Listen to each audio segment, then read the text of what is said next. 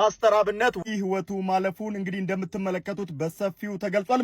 እጅግ በጣም ያሳዝናል። ለመላው ኢትዮጵያውያንም መጽናናትን እንመኛለን።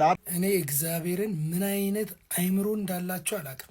ምን አይነት እኔ የሞታችሁ ባለጌን ካሳደገው የገደለው ጸደቀ ትላለች እናቴ ማለት ነው። ምን አይነት አስተሳሰብ ነው? በእመቤቴ ምን ማለት ነው አሁን ይሄ? አሰላሙ አለይኩም ወራህመቱላሂ ወበረካቱ። ያ ጀማዓ እንዴት ናችሁ? በዛሬ ቪዲዮአችን ስለ ማስተራብነት ሰማ ነገር አለ። እውነታውስ ምንድነው የሚለውን የምናይ ይሆናል። እንዲሁም ይቺ በምስሉ ላይ የምትመለከቷት እህታችን ስለሷም የምናይ ይሆናል። እነዚህንና አዝናኝና አስተማሪ ቪዲዮዎችን እንመለከታለን። ቀጥታ ወደ ቪዲዮ። አስተራብነት ህይወቱ ማለፉን እንግዲህ እንደምትመለከቱት በሰፊው ተገልጿል። እጅግ በጣም ያሳዝናል። ለመላው ኢትዮጵያውያንም መጽናናትን እንመኛለን። ለስራ ባልደረቦች ለሁላችሁም መጽናናትን እንመኛለን። ነፍስ ይማር። እኔ እግዚአብሔርን ምን አይነት አይምሮ እንዳላችሁ አላውቅም። ምን አይነት እኔ የሞታችሁ ባለጌን ካሳደገው የገደለው ጸደቀ ትላለች እናቴ ማለት ነው። ምን አይነት አስተሳሰብ ነው? በእመቤቴ ምን ማለት ነው አሁን ይሄ?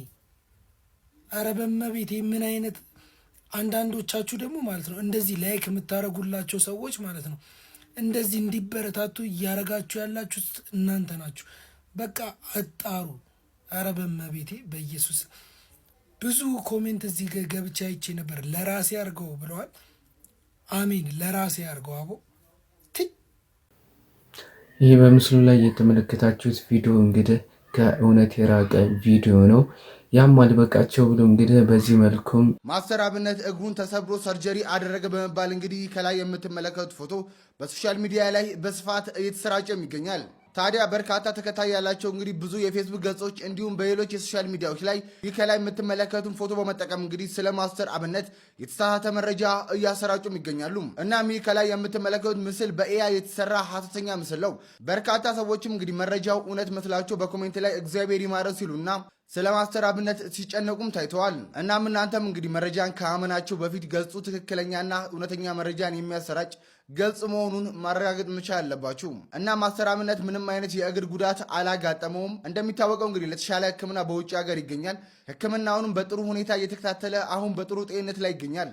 ለሰራነው ስራ ነገ ፈጣሪያችን ፊት እንጠየቅበታለን። ለላይክ ብለን ለፎሎወርስ ብለን ያልሆነን ስራ ከመስራት እንቆጠብ። ማስተራብነት እንግዲህ ሁላችሁም አላህ ሱብሃነሁ ወተዓላ ሙሉ አፊያው እንዲመልስለት ዱዓ አድርጉለት።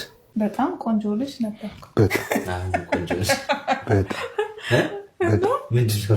ማያረጅ ውበት ያው ማያረጅ ማይጠወልግ ወላሂ ሆኖም ቢሆን መቀበል ነው። በቃ ፈጣሪ ያመጣብህን መቀበል ነው። እና በፊት በጣም ብዙ ኮሜንቶች ይደርሱኝ ነበር ማለት ሰው እንደፈለገ አይደለም የሚናገረው። ሳያስብ ያጽናናህ እየመሰለው ራሱ ደስ የማይል ነገር ይናገራል፣ አጥንት የሚሰብር ነገር ይናገራል። ግን ኦኬ እነሱ የተሰማቸው በዛ ሰዓት ያንን ነው።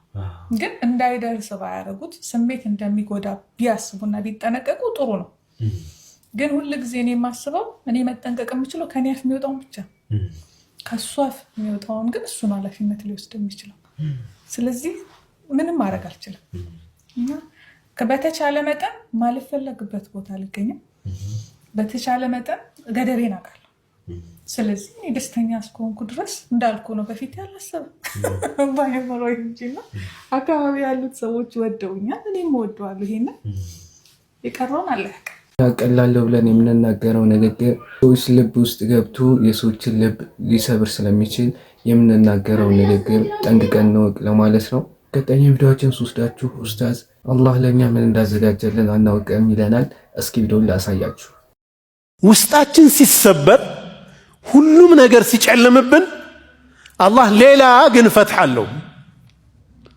በሐያታችን እንዲህ አይነት ነገር ያጋጥመናል ወንድሞቼ። አንዳንድ ተስፋ ያደረግናቸው ነገሮች ተስፋችንን ሲያጠፉት እንኳንም ያ ነገር አልሆነ ሊያስብል የሚችል ሌላ ነገር አላህ ይፈጥራል። የሱም መንገድ ይዘን እስከጠበቅን ድረስ አላህ ነስሩ ብዙ ነው፣ ፈትሑ በጣም ሰፊ ነው። የዛሬ ቪዲዮአችን ይህንን ይመስል ነበር። ሁላችሁም ላይክ፣ ሼር በማድረግ ቪዲዮውን ለሁሉም ሰው እንዲደረስ አድርጉ። ሀሳብ አስተያየት ካላችሁ ደግሞ በኮሜንት ስር አስቀምጡልኝ።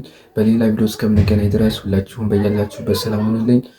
ወሰላሙ አለይኩም ወረሕመቱላሂ ወበረካቱ።